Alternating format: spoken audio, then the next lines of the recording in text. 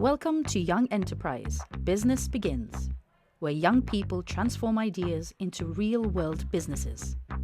In this episode, we explore the work of Balanced Being, a team that has developed a book for children and young people focusing on promoting healthy eating, positive lifestyle choices, and overall well-being. Through education and creativity, they're aiming to make healthier living accessible and engaging from an early age. So I'm James Vanetz, I'm the co-managing director of Balanced Being. Hi, my name is Isabel Ramos, Balanced Being co-managing director. We started off with five boys, and we sort of felt like nothing was coming about. We didn't have many ideas. And then one day I spoke to Isabel and I asked how her Young Enterprise was going and how the experience was.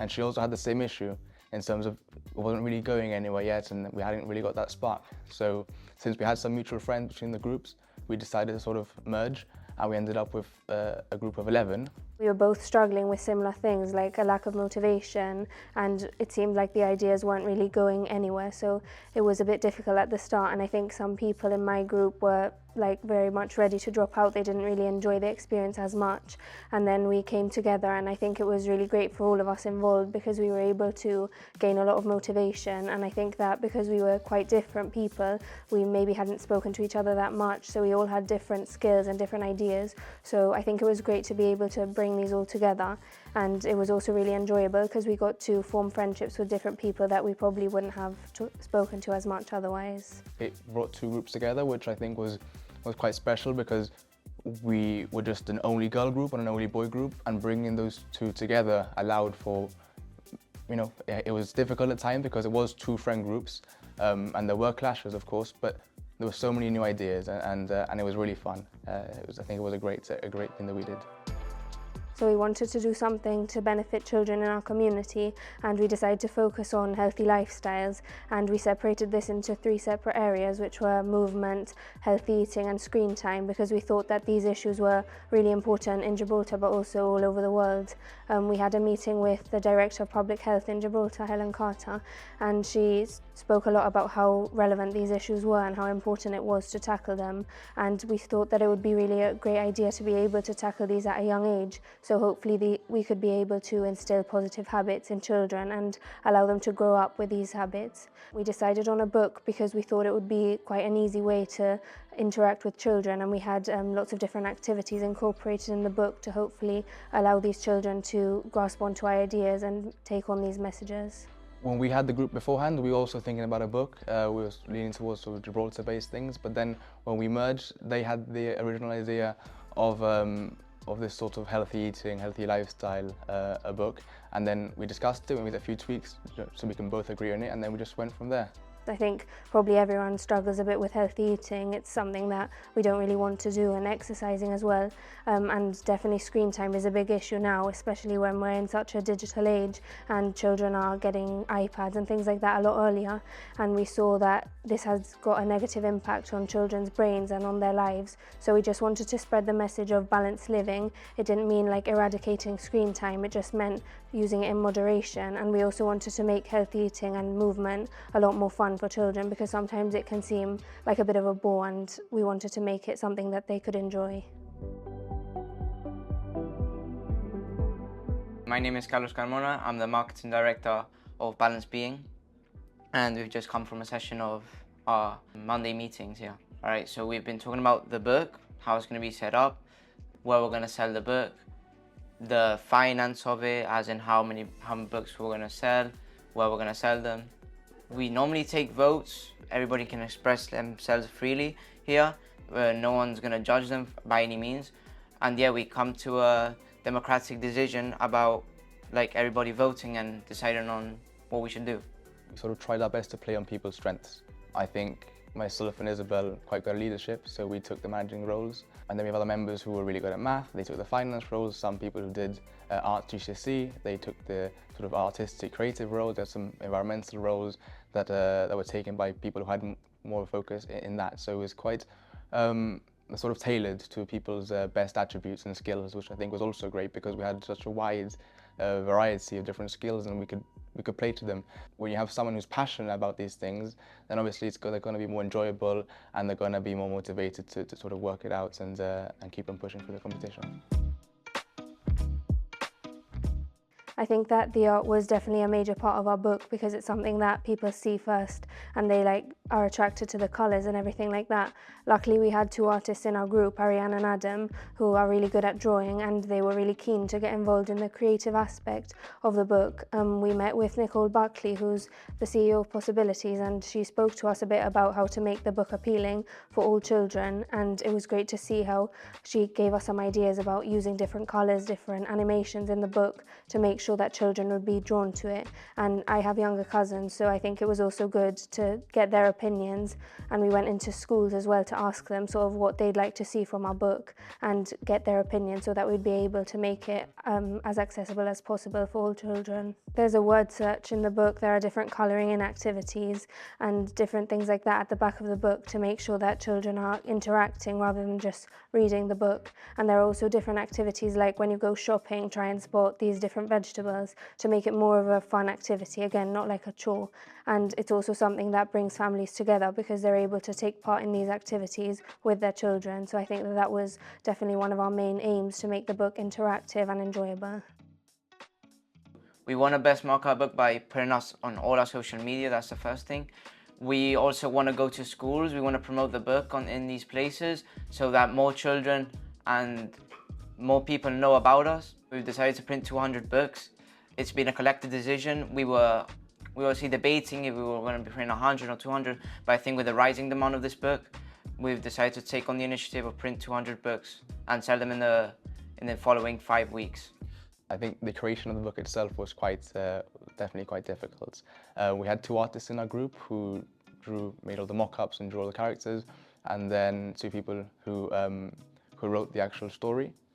But the actual manufacturing process was really difficult because we're not allowed to sort of import things from China, and that was the sort of, you see most things are all made in China. You get the cheapest things with the best quality, and it's very convenient. So we started looking elsewhere. We started looking in Europe. We looked at some companies in Poland, Romania even, but it wasn't great. It wasn't to the standard we wanted it to be and then obviously the shipping costs and bringing it across the border, and it was quite difficult. So we came in contact with the Gibraltar Chronicle, and they managed to do our book really, really quickly. I think within 24 hours they had our first mock-up done. Perfect already. Of course, we looked over it, made some adjustments, things like the border lining and things we had to change about, but within 48 hours we had our product ready. So we're nice to see today. I think we've been quite lucky. There's no rain. We've got a nice Saturday morning. Quite a lot of people walking by, and we've been doing pretty well. It's only 11 o'clock, so I think more people to come. We've been making a lot of sales, interacting with people coming by. I think it's been pretty well received. Well, we've done different sort of fundraisers. We were at Roski a couple of weeks ago, but this is the first real big one that we can actually sell our books because we got them ready yesterday, so just in time. So yeah, this is our first sale. You don't want to be too pushy, of course. We see families with children or maybe grandparents. We ask them, do you have any kids age 5 to 10? Try and be respectful and try and have a nice appearance, and hopefully they can come and buy the books. So our target audience is children from 5 to 10. So if we saw a family with like a pram with like a children, some grannies with grandchildren, we would obviously approach and tell them, come look at our stand. We promote healthy lifestyles for children via our book. We have a massive confidence boost. We think we can sell 200. Well, how many books we have produced, and yeah, it's been a great weekend, very successful. Johnny Cooper was our mentor, but he came in actually midway for the competition. He came from the UK. He's only been living in Gib for just around a year or so, and he has quite a few connections already. He helped us out in terms of marketing our book. He taught us, he sort of passed on his own experiences in the business world and gave it to us. So yeah, it was quite helpful. Well, I'm Johnny Cooper. I find myself in Gibraltar. I arrived here in August 2024. I was asked to mentor one of the teams, and I think I landed on my feet because they're a very smart bunch of kids, and the project is extremely exciting and commercially viable. I think what I've been able to bring to the table is some of the practical things. For example, a major initiative has been getting the loan of some card machines, some of the little sum-up electronic machines. Standing in Main Street on a Saturday morning asking everybody for cash would not have generated anything like the sales that we were able to, because most people don't carry cash these days. So that's one little example. Brought another couple of little insights into negotiating with printers and speeding things up, you know, just getting the job done, insisting that suppliers and our other partners actually deliver on their promises in a timely fashion. So, you know, it's a bit of that really, a bit of the sort of urgency that comes with age, I guess. I do think that we have made a big impact on children in Gibraltar. What I would say was like one of my favourite experiences was a fun day that we had in Alameda Gardens, where I think over 100 children came, and it was just great to see how we were able to bring different people in the community together. And it was also really enjoyable to see how we had made an impact. People were telling us how they loved reading the story before they went to bed and how it's helped them to develop healthier habits. So I think that that was really great, and I really enjoyed being able to interact with the children on that level as well, and being able to see the impact directly. So I hope that we have made a positive impact on the lives of children, and that we've allowed them to develop these healthy habits, and hopefully they'll be able to continue doing these habits as they grow older. I've learned so much during the process, the hard work, how the ethics work, how we can make people's days by just selling this book, the initiative that we create, doing these healthy lifestyles for children, and just improving, like reducing their screen time and improving their nutrition. That just has a better sensation in me, and the learning progress has been fabulous. I've learned so much working with the people in my group, and I'm so proud of me and them. I think it's given me a lot of skills that I'll hopefully be able to carry with me. I'm hoping to go into medicine as a career, and I think that it's really important to be able to work as part of a team, and during Balanced Being I was able to learn how to work with different people. Even if we did face disagreements, it was good to see how I learned how to compromise with others and how to consider different people's viewpoints. So definitely teamwork skills is something that I've really gained. I also think I have gained confidence in public speaking. At the start I really struggled with public speaking. I was very nervous about coming across badly or anything like that. So I think that having to do lots of different events like the pitch battle and the final, it was good to be able to gain these skills and to gain confidence in public speaking. I think overall, although it took a lot of work, we're very happy with the success of our product. I think first and foremost, we were tackling a very important issue. So we wanted to really help out the community, help our children. Looking on the profit side in terms of sales, we sold around 300 copies of our book, and each book had a 64% profit margin, so we were very profitable. We did make a lot of revenue, and our costs were quite low considering, so we did end up with a lot of profit at the end. So in that regard, we're very happy, but I think more so, we're more happy about the impact we did make. I know it sounds cliche, and maybe most people will say it, but it's the truth. We really did have a sort of feel for this, and we wanted to help. It wasn't just profit-based, because I'm sure we could have found some sort of tech product and maybe it would have made more sales, but we wanted to have an impact in our community and impact young children, because of course we're still young and we know how it's like for our younger cousins and siblings, and we really wanted to help them. So I think overall it was a great success. I mean, you can think about it this way: 300 books, 300 families across Gibraltar.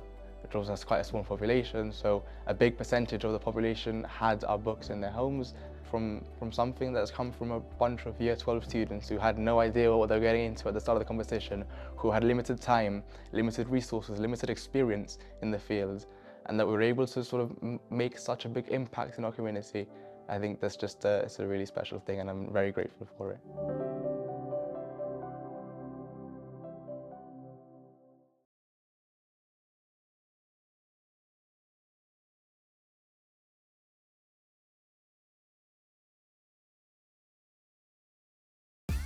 After weeks of refining their businesses, the teams have also been polishing their presentations and public speaking skills.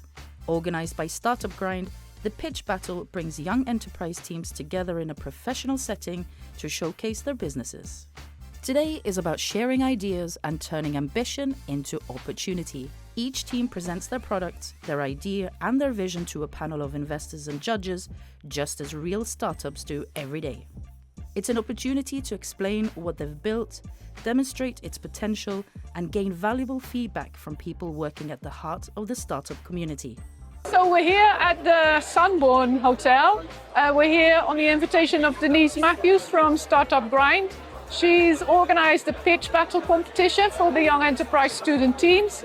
They have had a masterclass in how to present. So this is the first time that we're going to see what they've taken away from that class and if they're actually going to apply it now.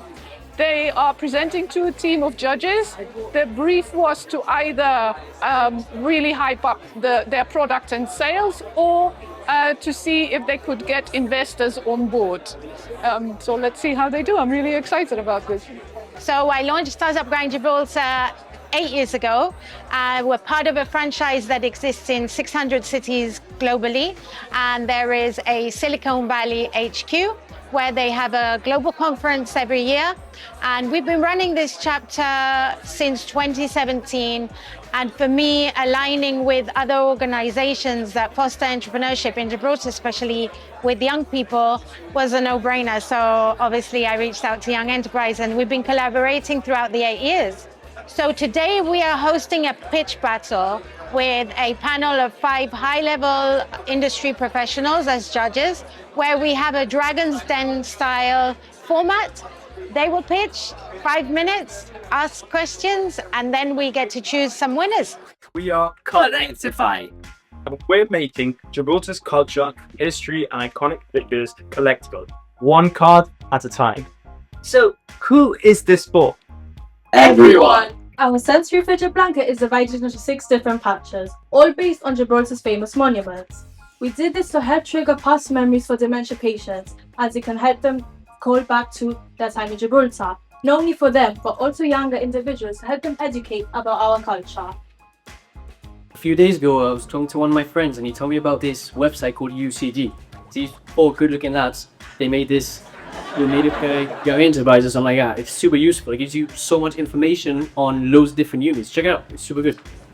Imagine a world where children grow up with healthy habits, eating well, staying active, and reducing screen time.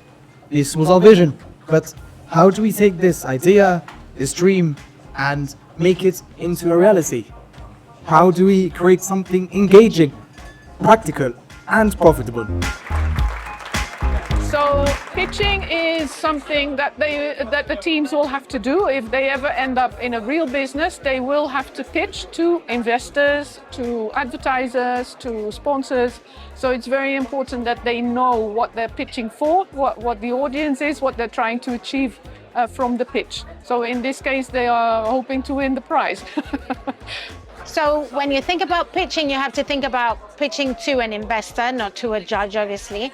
What investors are looking for are your revenue streams, your business model, your business plan, how you intend to scale the business, if it has the tech behind it, the team, your IP. So those are the kind of things that you would usually have to talk about, but it has to be in a very concise and very to the point manner to ensure that you capture your journey and be able to engage with your potential investor.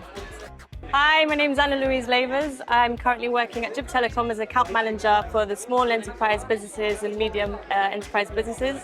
My background is actually in finance and business, where I studied my master's in entrepreneurial management at the University of Chester. So of course, this is very relatable to my background and to my studies. There's been a diverse presentation of all the businesses, all the business ideas, all the thought that goes into it. It brings back a lot of memories of having to come up with your business proposal, having to come up with a plan, sort of fight your battle to see and say why it is that you should be chosen, why it's going to be a viable product, and why the business is going to be successful. So Honestly, it's been great to see the talent here in Gibraltar, and at such a young age and really putting forward the business proposals. They should all be very proud of themselves. They're obviously young, so you don't want to go too hard, and you don't want to be asking the wrong questions and put them on the spot, because obviously, like I said, at their age that they are and already being at such a great business level and being business minded, so inspiring to see. So I think it was crucial to be asking them the right questions and sort of getting some background context as to why they came up with this business in the first place, what inspired them, and how they see the progression of their business going. I've seen them in situations, for example, the product launch, where they were speaking to the general public about their ideas and their products, and seeing them there and seeing them now, they are so much more further ahead with their actual products, with the manufacturing process, but also in the confidence in themselves. They speak to a such much higher level about their product and the financials and how they're monetizing it and their partnerships that they've arranged. So I can already see a big growth from the launch until now, and I can't wait to see where they go with this for the final. So I think that the fact that in between their A-levels, 17-year-olds are taking the time to build companies and come up with ideas and trying to be innovative is incredible already in itself. That already everyone who's participated is already a winner, whether they win tonight or not. Third position has been awarded to Sensory.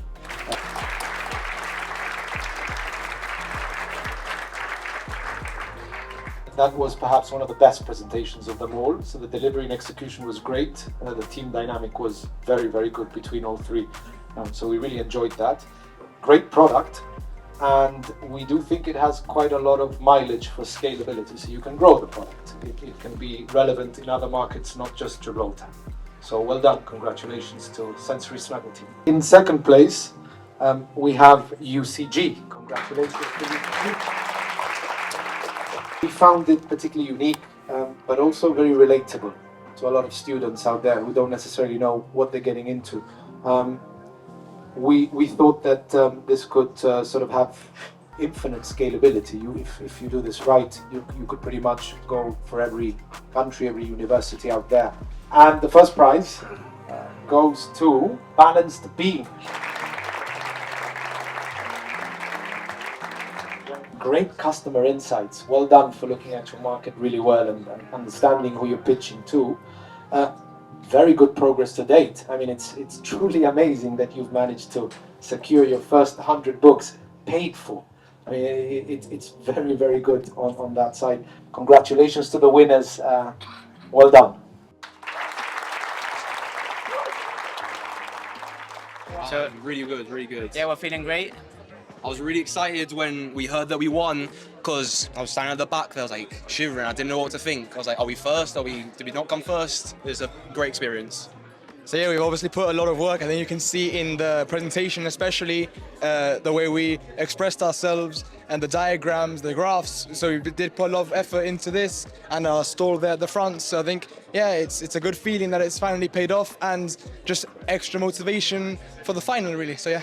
I was quite nervous beforehand, you know, listening to everybody speak. We were 7th up, so I think maybe that gives us a bit of advantage, settled the nerves. And once we started speaking, you know, it's something that we're truly passionate about. And I think it can be seen across. We have 9 members, and we all really feel strongly about this product, about this initiative. So it just sort of came easy, and we were doing something that we really wanted to do. So I think that definitely helped in settling our nerves. So yeah, I think we put a lot of effort into this. I think we came here motivated and ready to win. I feel like our presentation was great. Everything was on point. Everybody did great. I think this incentive is great because you have so many children and young adults with great ideas that maybe they feel they don't have the confidence to pitch, or they don't have the right experience, or they don't have the right connections to be able to establish and come up with a business proposal. So here they're able to actually get a lending hand from people in the industry, or people who are willing to spare their time, who have great ideas to help push their idea across the line. Oh, for me, it's about the passion and the fire that I have inside me. I was an entrepreneur at 22. I think it's important to continue to have those conversations. Gibraltar is a great place to start a business. You can start small. And I think that it's important to get young people in the room so we continue to produce cutting edge businesses and keep Gibraltar on the map.